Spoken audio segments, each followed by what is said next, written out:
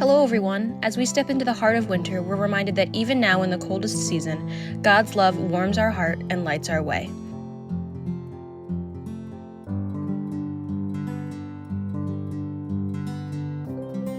This new year is the perfect time to reflect, renew, and reconnect, not just with our personal goals, but with our faith and our community. Here at Living Rock Church, we are here to support you on that journey. From our Sunday services to our ministries for kids, youth, young adults, and beyond, there are so many opportunities to grow, serve, and to build meaningful connections.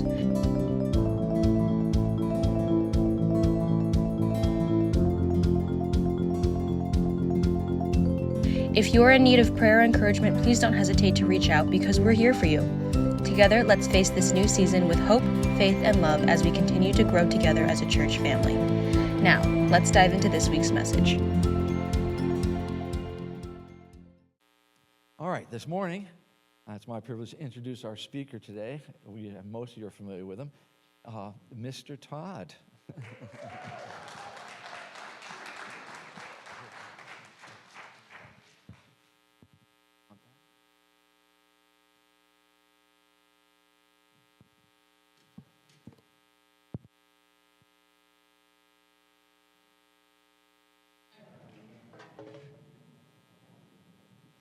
Am I on now?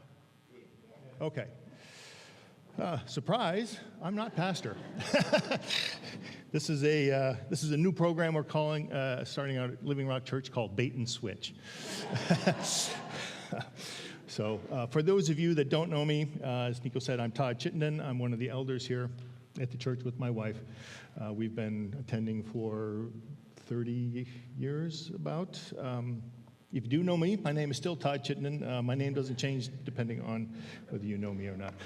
So pastor, when he preaches, he gets up to 2-3 conclusions. I only have one conclusion today, but I do have a couple of preambles. So before we get into the message, I want to share a couple of preambles.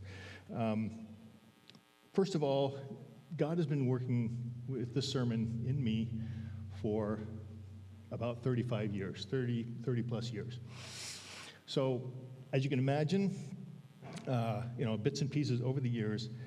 So that's both good news and bad news. The bad news is that after 35 years, I'm getting a little feedback here. Is that okay?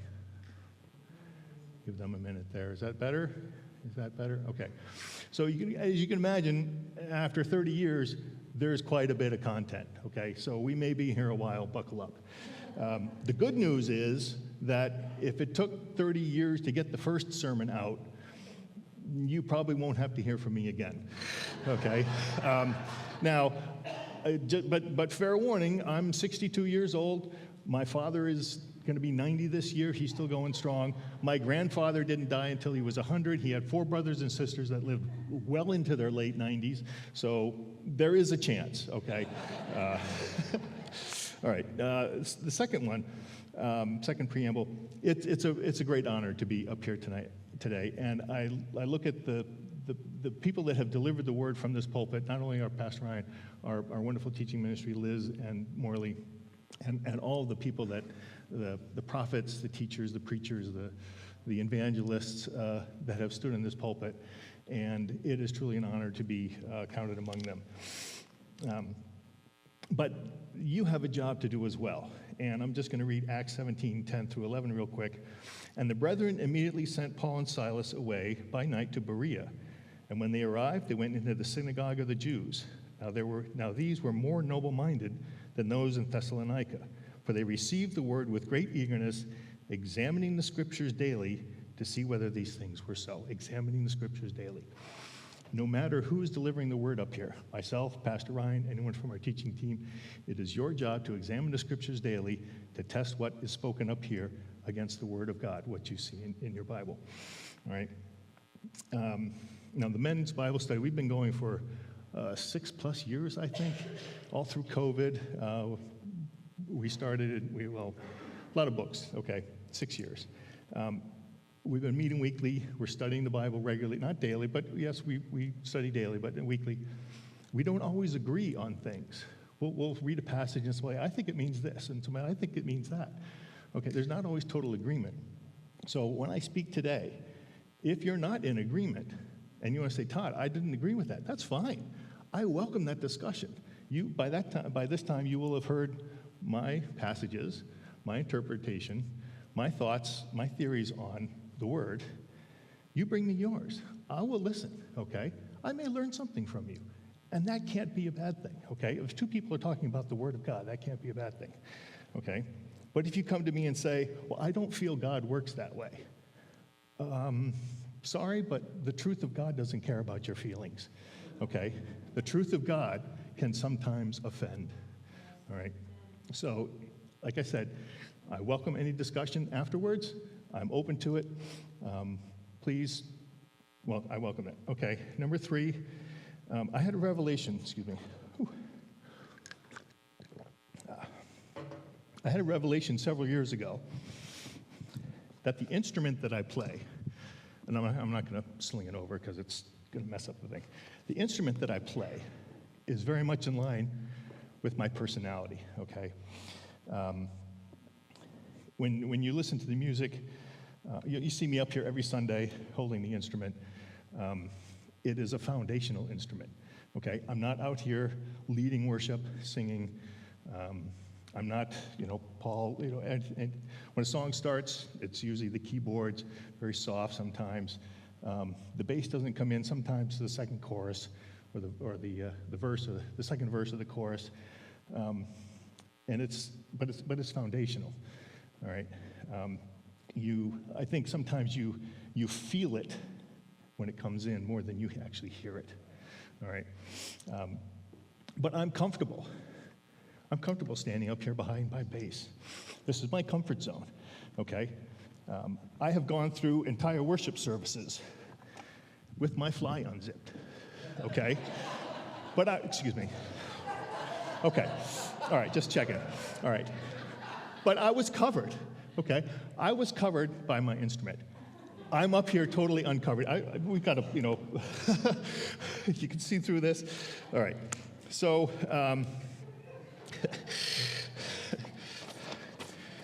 this is, I'm stepping out of my comfort zone here. And I think they turned the heat up on purpose on me this morning because is anybody else warm? Okay, all right, let's get into the Word. All right, the main passage, if you will put that up, please, Mark 10, 46 through 52. This is Jesus healing Bartimaeus, the blind man. And they came to Jericho, and as he was going out from Jericho with his disciples and a great multitude, a blind beggar named Bartimaeus, the son of Timaeus, was sitting by the road.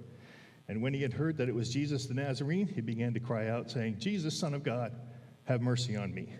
And many were sternly telling him to be quiet. But he kept crying out all the more, Son of David, have mercy on me. And Jesus stopped and said, call him here. And they came, and they called the blind man, saying to him, take courage, arise, he is calling you. And casting aside his cloak, he jumped up and came to Jesus. And he answered him, Jesus said, what do you want me to do for you? And the blind man said to him, Rabboni, I want to regain my sight. And Jesus said to him, go your way, your faith has made you well. And immediately he regained his sight and began following him on the road. All right. If you want to cross-reference the other Gospels, the passages are Luke 18 through 35, 18, 35 through 43, and then Matthew, I don't have the full reference there. But there is a parallel passage in Matthew. Okay. So, as I understand it, there are two types of preaching. There's expository and topical. Expository means you take a passage such as this, and you break it down word by word, phrase by phrase, sentence by sentence. All right, we're going to do a little bit of that today. The other style is topical, which means you take a topic, and you find passages in the Bible throughout the entire 66 books that support that theory or topic. All right, we do a little bit of that as well. We're going to switch from one to the other. Don't worry, it won't be hard because I'm going to tell you when it happens. All right, so starting with verse 46, a great multitude. How many? How many is a great multitude? Is that 100? Is that 1,000? Is it more than 1,000? If you back up not long before, a couple of chapters before, in Mark 8, verse 1 through 9, and the feeding of a great multitude, same phrase, with the 7 loaves of bread, chapter 8, verse 9, says that about 4,000 men. So does that mean that a great multitude equals about 4,000 men? Somewhere around there, okay? Let's suffice it to say there were a lot of people there, okay? All right. Let's talk about blind Bartimaeus for a second. He was not blind from birth. And we kind of know that because he uses the phrase, I want to regain my sight, indicating that he was not blind at birth. He was born seeing. At some point, he lost his sight, and now he wants to regain it, okay? And you can contrast that with John 9, where there's a man who was blind, and he specifically says he was blind from birth, okay? All right, verse 46. He said that he was sitting by the road, like in a chair, on a stool, on a rock. It doesn't really say. I suspect that he was doing what I call the third world squat. Now, I can't demonstrate the third world squat because I have very much a first world stomach. All right, so I will describe it to you, but I'm not going to do it because if I do it, I'm going to end up in a hospital bed next to pastor, okay? The third world squat is both feet are flat on the ground, both knees are bent fully, all right? You're bent at the waist all the way forward, all right? And your triceps are resting on your kneecaps, and you're kind of balancing. He's probably holding a cup, right? You can imagine he's like bent, almost like a pretzel, just squashed down, but he's balanced, okay? He's just sitting there. All right. Verse 47, the man cries out, the man cries out with the name of Jesus. Jesus, son of David, have mercy on me. All right. And they attempt to silence him, all right, but he cries out all the more. All right.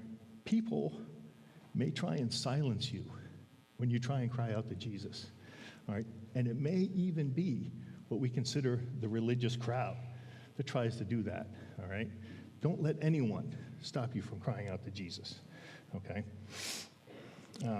Now, when Jesus heard his name, all right, the man cried out once. They tried to stop him. He cries out a second time, Jesus, son of David. And I think at that point, Jesus heard him, all right, because he used his name, not just the name Jesus, but the name Son of David. Okay, it's like the middle name. It's like when you were a kid and you're out playing out in the yard and your mom sees that you broke a vase or something. She calls you out, Todd, Edward. I'm like, uh-oh, I'm in trouble now. She used the middle name, okay? The blind man used the middle name of Jesus, one of the names of Jesus, not just Jesus, Jesus, son of David, okay? And I think that got Jesus' attention. Okay. All right, verse 49, call him here. So here's a rhetorical question. We're going to have a couple of rhetorical questions here. Here's the first one. Why did Jesus not go to the blind man? Why did he tell the blind man to come to him? There's a rhetorical question here. Who is better equipped to go from one person to the other? Jesus can part the crowd, go to the blind man, or he wants the blind man to navigate blindly through this crowd to him. All right, think about that for a minute. All right, Jesus could have healed him from across the crowd, however big the crowd was, a great multitude. He could have lobbed the blessing over the heads of the crowd, right into the blind man's arms, kind of like Patrick Mahomes tossing into the breadbasket of Travis Kelce in the corner of the end zone, toes on the ground, touchdown, Jesus, and all the disciples are doing the end zone dance. Okay? No. Okay? Tell him to come here. Okay? Why did Jesus do that? All right? We know that Jesus could have, because in Matthew 8, 5 through 13, a centurion with a paralytic servant asked Jesus to heal his servant, and Jesus says, I will go to your house. And the centurion says, you don't have to. I too am a man under authority. All right? And Jesus says, I have such faith I have not seen in all of Israel. Basically says, this guy gets it. Okay? He understands. And for that, I'm going to heal his servant right now. Okay? All right. So throwing his cloak aside, verse 50, we're going to come back to that one. Verse 51. What do you want me to do for you? The man says. Okay. What do you want me to do? Jesus says, what do you want? Jesus says, what do you want me to do for you? Now, one of the disciples probably used, I'm going to date myself a little bit here. Remember Jack Benny, the comedian? Jack Benny had this classic move called the Jack Benny deadpan stare. And it went something like this. Really? Really? And maybe it was Peter who tapped him on the shoulders and said, Jesus, he's blind. What do you think he wants? Okay. Why did Jesus make him state what he wants? All right. We'll come back to that at the end as well. All right. I love Bartimaeus' response here. All right. He just tells Jesus the result that he is looking for. I want to regain my sight. That's it. He doesn't tell him how it's supposed to be done. All right.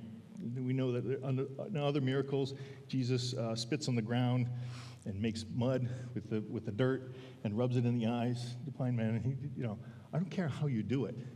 I just want to regain my sight. Okay.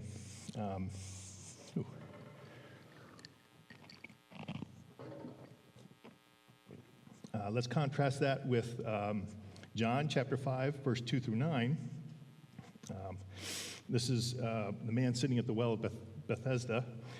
All right, verse 6 and 7. When Jesus saw him lying there, and knowing that he had already been there a long time in that condition, he said to him, do you wish to get well? The sick man answered him, Sir, I have no man to put me into the pool when the water is stirred up, but while I'm coming, another steps down before me. So this man here at the pool of Bethesda, he had a plan, all right? He knew what the steps were for him to get healed. That was that someone would take him down into the water, all right? Not so the blind man, all right? So I got to tell you this quick story. Jeff and Kelly's son, Jeremy. I love Jeremy. He and my son, or his son David, are the same age. They danced in a Hava for a while, and it was at a dress rehearsal or tech rehearsal for a Hava. I showed up at the high school with my bucket of tools because I was working tech crew. And Jeremy comes to me and says, Mr. Chittenden, do you have a cigarette lighter? Jeremy, you know I don't smoke. What makes you think I would have a cigarette lighter?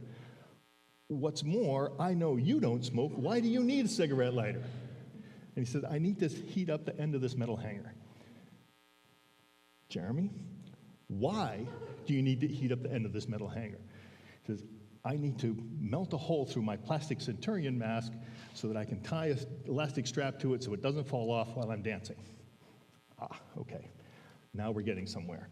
I have a phrase that I use at work a lot with clients, potential clients. What's the problem you're trying to solve? All right. Jeremy, what's the problem you're trying to solve? Okay. I told him, Jeremy, I have a drill and drill bits. Will that work? Oh, yes, that'd be great. Okay. Jeremy had a plan in place. No offense to Jeremy. I love Jeremy. He's great. Okay. But Jeremy had a plan in place of how he was going to solve this problem. And he needed my help at step one. Okay. That's like the man at the pool of Bethesda, right? He had a plan in place. He needed help with step one. Not so the blind man. Blind man said, I don't care how you do it. I just want to regain my sight, okay? All right. So we're going to switch to topical discussion now. And for this, I want to back up to verse 50, which we skipped over on purpose, all right? And the phrase there, throwing his cloak aside.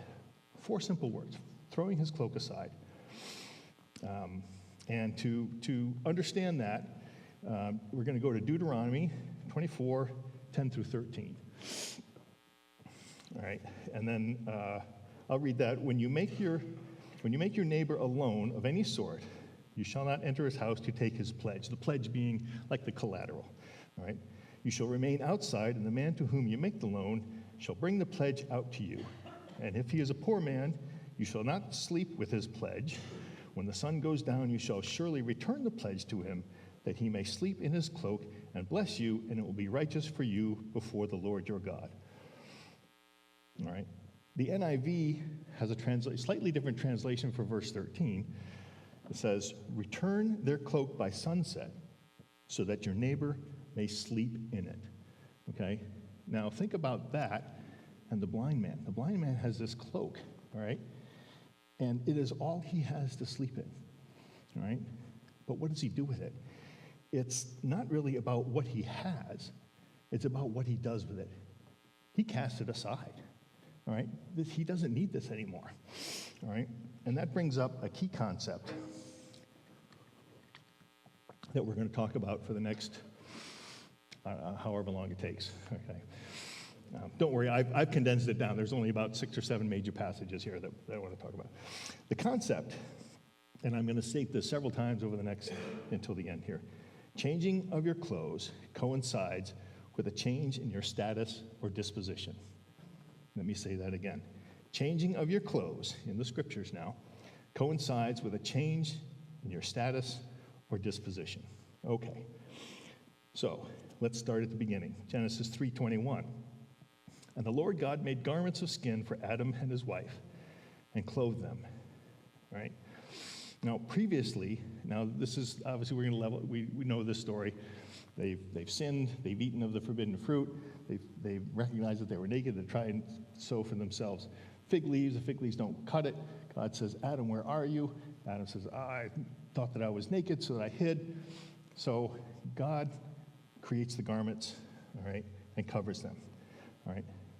And there's a couple of key things here. God created the garments. God made the garments. He made the garments by shedding blood of an animal, all right? And he changed their clothes. And by changing their clothes, he changed their status from sinful to redeemed, all right?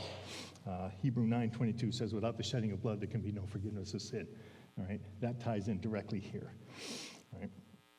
Genesis 27:15 through 23. This is Isaac now. This is the son of Abraham. Isaac has 2 sons, Jacob and Esau. Esau is the firstborn. He's rightfully entitled to the blessing of his father Isaac. But Jacob, the literal translation of the name Jacob is dirty, sneaky thief. Okay? Jacob is going to steal that blessing from him. And Jacob goes into his father Isaac when he's about to receive the blessing, and he's covered by Esau's garments and skins of goats to cover the smoothness of his hands and his neck. This is at the urging of his mother, Rebekah. All right. So, and he does that and he steals the blessing. All right. He's got a different garment. He's changed his status. He's changed his disposition. All right. Now, there's a disclaimer here. It's not always a good thing when you change your clothes. All right. Sometimes it's for the better. Sometimes it's for the worse. Jacob did it surreptitiously. All right. The end result was in God's plan, but it was kind of a sneaky thing to do. We're going to go to the life of Joseph now, the next generation. Joseph has no less than 4, count them, 4 true changes, all right? So we're going to level set. Genesis 37:3, Israel gives his son Joseph a multicolored coat. Joseph, as you know, is the first son of his favorite wife, Rachel, all right? There's been 10 brothers born to Leah and Zilpah and who's the other one? The other 2 maids. 10 sons born before him, and he is the firstborn of Rachel. All right, and he gives them this multicolored coat. All right, so Genesis 37:23. So to set the scene here, the 11 brothers are out tending the sheep, and Joseph, because he's the favorite son, he gets to stay home. All right, and I think we all know what happens. Genesis 37:23. So it came about when Joseph reached his brothers that they stripped Joseph of his tunic, the varicolored tunic that was on him, and they took him and threw him in the pit. All right. He lost his garment. He lost his covering. All right. And by that change, it was a change in his status or his disposition. He went from the favored son to, the scripture's going to tell us, that he was sold to the Midianites and ends up a slave in Egypt. All right. Number 2 for Joseph. As a slave, he ends up in Potiphar's household. Potiphar was the captain of the guard. He's like the Secret Service for Pharaoh, all right, the main guy. Genesis 39:12. And Potiphar's wife takes a little liking to him, all right. Joseph is resisting her. He says to her, How can I do this and sin against God? I think it's an interesting phrase. Not sin against you, not sin against your husband, Potiphar, but sin against God. Joseph had an understanding of what was going on or what she was trying to do. All right, Genesis 39:12, and she caught him by his garment, saying, lie with me. And he left his garment in her hand and fled and went outside. And we know what happens. He left his garment behind. He flees. He gets captured. She tells a lie. She falsely accuses him of something that he did not do. He was just trying to get away. He ends up in prison. Again, changing of your clothes is a change of your status and disposition. All right, the next two, they're kind of like, I would call it 3A and 3B. Now, Joseph is in prison,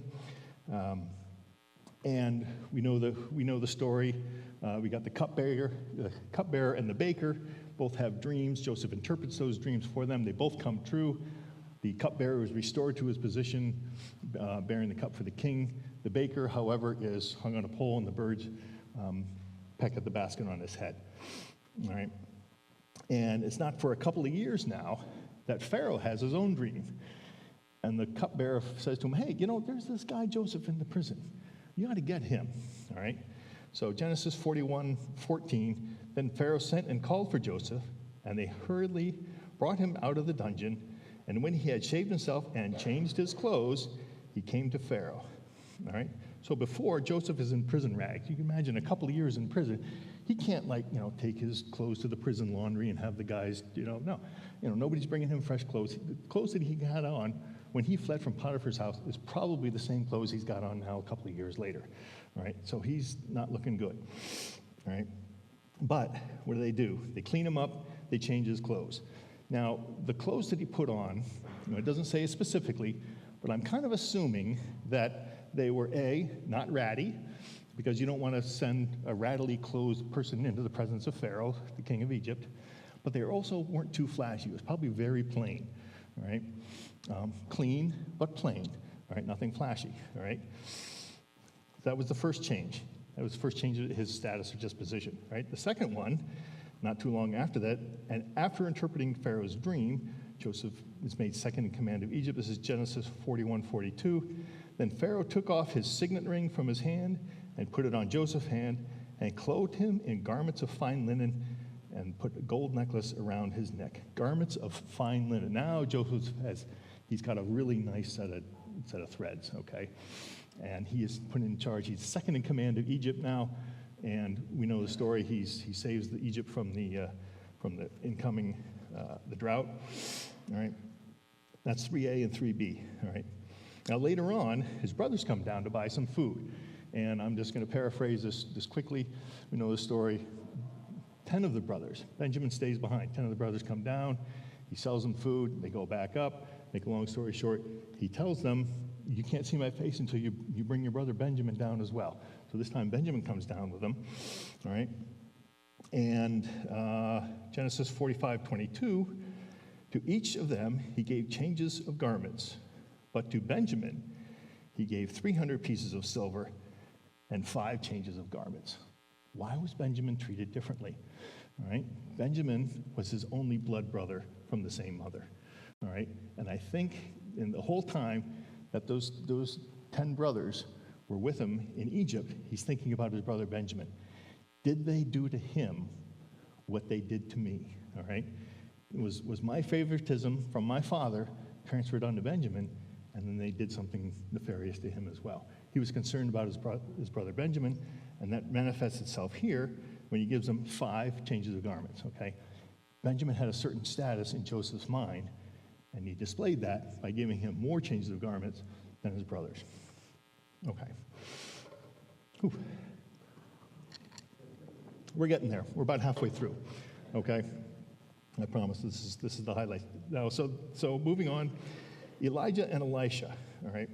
Now this is the story is when Elisha is taken up into heaven. He doesn't die, he's taken up into heaven. 2 Kings chapter 2, verse 9. It's kind of long, but I'm going to read it. Now it came about when they had crossed over the Jordan that Elijah said to Elisha, ask what I shall do for you before I am taken from you. And Elisha said, please let a double portion of your spirit be upon me. And he said, "You have asked a hard thing. Nevertheless, if you see me when I am taken from you, it shall be for you. But if not, it shall not be so." Then it came about, as they were going along and talking, that behold, there appeared a chariot of fire and horses of fire, which separated the two of them. And Elijah went up by a whirlwind to heaven. And Elisha saw it and cried out, my father, the chariots of Israel and its horsemen. And he saw him no more. Then he took hold of his own clothes and tore them in two pieces. And he took up the mantle of Elijah that fell from him and returned and stood by the bank of the Jordan. Okay? He took up Elijah's mantle. He took up Elijah's mantle. Before this, Elisha was just a servant. He was servant to a great prophet, but a servant nonetheless. Okay? He just did whatever Elijah told him to do. Elijah is gone now. He's left behind him a mantle, which is like a cloak. All right? Elisha takes that up, and he becomes a great prophet in his own right. All right? As an aside note, the double portion here, I don't think is meaning that he's going to be twice as good as Elijah. It's indicative of the double portion that was bestowed upon the eldest son. In the cases of family inheritance, you had a couple of brothers, you had to divide your inheritance. The eldest son got a double portion besides anybody else. Basically, Elisha said, I want to be like the first one, your first choice for the spirit of your spirit. Okay. But you understand the significance of changing his clothes, picking up Elisha's mantle, changing of his status and disposition. All right. King David had an illegitimate son with Bathsheba. Well, it wasn't really illegitimate at the time because they had married, but you know the story with Uriah the Hittite. And it's interesting, anytime that this is mentioned after the fact, it's always talked about the David and this thing with Uriah. It's not David and the thing with Bathsheba, it's David with this and this thing with Uriah. I think God saw the deception with Uriah and having him killed much more so than he saw the sin with Bathsheba. Not that it's good, it's still bad, all right? Now, so their first child is born, and Samuel the prophet has told David that the child will die. This is 2 Samuel 12:14. And David fasts and prays for a week for his child to be spared. All right? Then he finds out that his prayer is not answered, and the child has died. Now, 2 Samuel 12:14, David he's in sackcloth and ashes. He is face down on the ground. His attendants and his servants are trying to lift him up, and he will have none of it. He stays that way for a week. He's pleading with God, probably not far. Probably much like the prayer that Jesus prayed, Father, this cup pass from me, not as your will, not as my will, but as your will be done. That's probably something that David is praying here. 2 Samuel 12:20, he finds out that the child has died, and this is what it says. So David arose from the ground, washed and anointed himself, and changed his clothes. And he came into the house of the Lord and worshipped, and he came to his own house, and when he requested, they set food before him, and he ate. So before David is fasting and praying for the life of his child, even though Samuel said the child is going to die, it doesn't matter, I'm still going to fast and pray for that, for his life. And afterwards, what is it? He has accepted God's sovereignty over his life, the judgment that God has said he would pass out. Lord, I have to accept it, okay? This is the judgment that you give, okay? I accept it now. All right, we're done. All right, we're moving on. All right, Isaiah 61:10. There's no real story around it, but I had to put this one in here anyway. I will rejoice greatly in the Lord. My soul will exult in my God, for he has clothed me with garments of salvation. He has wrapped me with the robes of righteousness. As a bridegroom decks himself with a garland, and as a bride adorns herself with jewels. Okay, isn't that lovely? All right, Isaiah 61. Robes of righteousness. All right. So that's it for the Old Testament. Got a couple of key passages in the New Testament, and it's audience participation time. Okay. So in the New Testament, there's a key figure that stands out when we're talking about changing of clothes, and changing of disposition, and everyone said, "That's right, Lazarus." Okay. Thanks for playing. Consolation prize at the back door. No, we'll get to Jesus. Trust me. You can't talk about a subject like this and not include Jesus. We'll get to Jesus. But first, we're going to stop at Lazarus, okay? John 11:44, he, Lazarus, who had died, came forth, bound hand and foot with wrappings, and his face was wrapped around him with a cloth. Jesus said to them, unbind him and let him go. All right. Another rhetorical question. What was it that unbound Lazarus? It was the word of God. Unbind him and let him go. Now, I think the unbinding here is twofold. It's not just the physical side, unbind him, remove the wrappings that are around him, but it's the spiritual side. It's the hold that death has on Lazarus. Death, unbind him and let him go. All right? Lazarus changed his clothes by having his earthly grave clothes removed and changing in his status or disposition. He's now alive again. All right. Mark 5, 1 through 15. This is to set the stage. This is a demon-possessed man, possessed by many. He uses the phrase, I am legion, for we are many, when Jesus asked him his name. All right. And he's terrorizing the town. All right, they try and bind him with chains. He breaks the chains. He's running around. Even though it doesn't specifically say it, I think that he's naked because of what happens in 5:15, Mark 5:15. And they came to Jesus and observed the man who had been demon-possessed sitting down, clothed and in his right mind, the very man who had the legion, and they became frightened. All right. Now, like I said, it doesn't explicitly state that he was naked before or in state of undress, but why would the author put the word clothed and in his right mind if he was not naked before? It's like, okay, well, I was playing in the worship band, and then I got up and I preached fully clothed. Hang on a second. Okay. You understand the inference there, okay? We can infer that he probably wasn't clothed before. He is clothed now. He is in his right mind.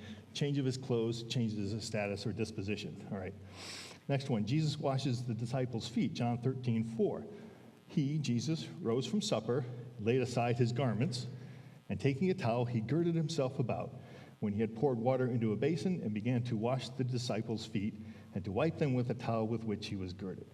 All right, the key phrase there, he changed his garments. When he changed his garments, he went from the rabbi, the teacher, the preacher, the healer, to a servant. Okay, that simple act. He changed his garments, and he took on the role of a servant, right, changing his status or disposition. All right, we're getting into the good one now. All right, and this is the last one, but we're going to camp out on this one for a little bit. Jesus' burial and the discovery of his risen body. John 20:6 through 7.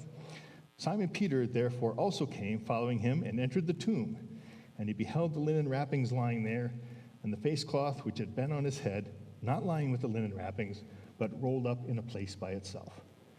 Okay, a couple more rhetorical questions. Why the face cloth?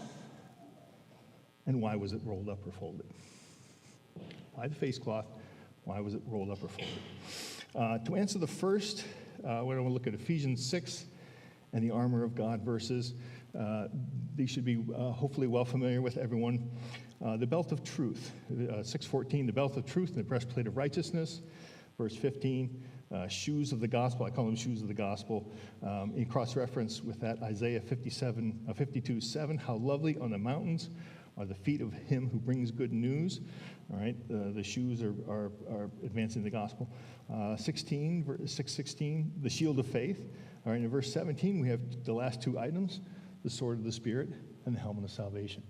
All right, now imagine that you're decked out in all of this gear. You got the shoes of the gospel, the belt, the breastplate, the sword, the shield, the helmet, and you're going into battle. All right, you can lose one or maybe two of those items and still survive the battle. All right, but if you lose that helmet, you're not going to last long. All right, the helmet is what protects your head. All right, why is the head so important? And there's a lot of scriptures to support that. The key one, being in Genesis 3, where God judges the serpent and says, on your belly shall you go. You can eat dust of the earth. They're going to put enmity between the woman's seed and you will crush his heels. You'll bruise his heels, but he will crush your head. All right? It's totally victory when you crush someone's head. All right? So the head has to be protected, the head of salvation, the helmet of salvation. All right. The heels in this case, I believe, talk about the heels of the hand and heels of the feet with Jesus on the cross. All right. Satan obviously bruised those, but obviously Jesus overcame. All right. So why was the face cloth rolled up? And when I came to this revelation, it was like, it just blew my mind. All right. Now I can see Jesus rising from the dead, and the angel tapping on the shoulder, saying, "Okay, your work is done. Good job. You spent the 3 days in hell. You've released the captive. Time to go see the Father." All right. And Jesus says, "No, I gotta fold the laundry." I'm like, what? He goes, "Yeah. Just take this face cloth, shake it out, and like this, okay." And I'm like, okay, fold it this way, fold it that way, lay it down, smoothing out. Okay, now we can go. Why? Why was the face cloth folded up? All right, why was it folded? Hebrews 1, 10 through 12, which is a quote from Psalms 102, 25 through 26. I'm gonna read the verse in Hebrews. "Thou, Lord, in the beginning didst lay the foundation of the earth. The heavens are the work of thy hands. They will perish, but thou remainest. And they will become old as a garment, and as a mantle thou wilt roll them up. As a garment they will be changed.